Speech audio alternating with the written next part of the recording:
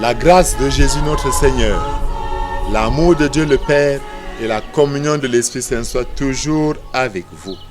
Nous sommes aujourd'hui le 15 septembre, arrivés au 24e dimanche du temps ordinaire de l'année C. Les textes nous viennent du livre de l'Exode, la première lecture, et la première lettre de Saint Paul à Timothée au chapitre 1 pour la deuxième lecture, ainsi que l'évangile selon Saint Luc au chapitre 15. L'enseignement fondamental d'aujourd'hui, c'est la miséricorde de Dieu. L'une des plus belles révélations de la Bible, c'est Dieu qui est un Père de miséricorde. Dieu riche en miséricorde, toujours prêt au pardon. La Bible ne le démontre pas, il témoigne de cette vérité. La Bible respire de cette vérité. Depuis le début, malgré la chute, comme nous le savons, Dieu viendra couvrir sa créature, Adam, avec les peaux de bête, parce qu'il n'oubliera jamais que c'est sa créature la plus belle. Et jusqu'au dernier texte de la Bible, l'Apocalypse, tout dans la Bible respire Dieu de miséricorde, qu'il nous faut découvrir dans la prière, dans la méditation de la Bible et dans les sacrements. Et Jésus nous le montre aujourd'hui. Un homme qui a 100 brebis et en perd une, il abandonne les 99 pour aller à la recherche de l'unique brebis perdue. Oui, imaginons-nous quelqu'un qui organise une fête. Il a tous ses enfants qui se réjouissent et voit un qui est assis au coin, qui ne participe pas aux réjouissances.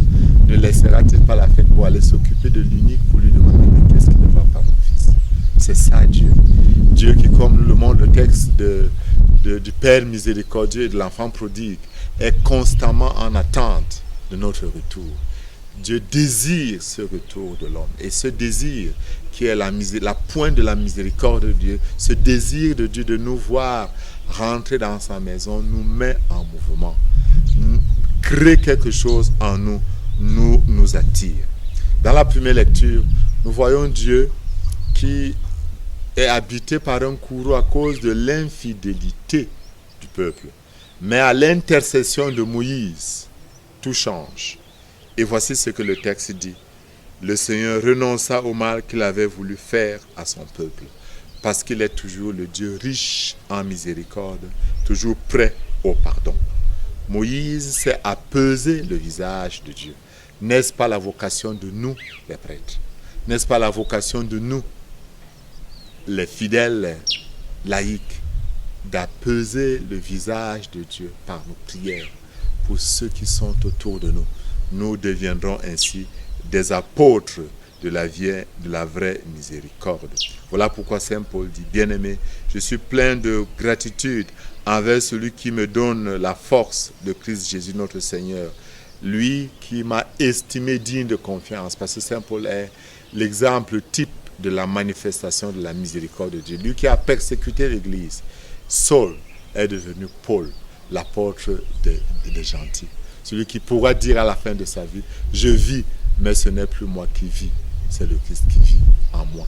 Chacun de nous est appelé par cette bonté, cette immense miséricorde de Dieu, ce désir de Dieu de le voir se mettre en marche. Chacun de nous a cette grâce déposée dans son cœur. Aujourd'hui, ne fermons pas notre cœur. Ne pensons pas que nous sommes trop loin. Ne pensons pas non plus d'ailleurs que nous sommes trop proches. Oui, la miséricorde de Dieu est tellement immense face à nos misères. Mais Dieu veut nous attirer pour que nos misères brillent, pour que sa miséricorde soit plus grande que nos chutes et nos rechutes. Qu'en ce saint jour, le Dieu riche en miséricorde, le Père plein de tendresse, qui a toujours des projets bienveillants pour nous, vous bénisse. Au nom du Père et du Fils et du Saint-Esprit. Amen.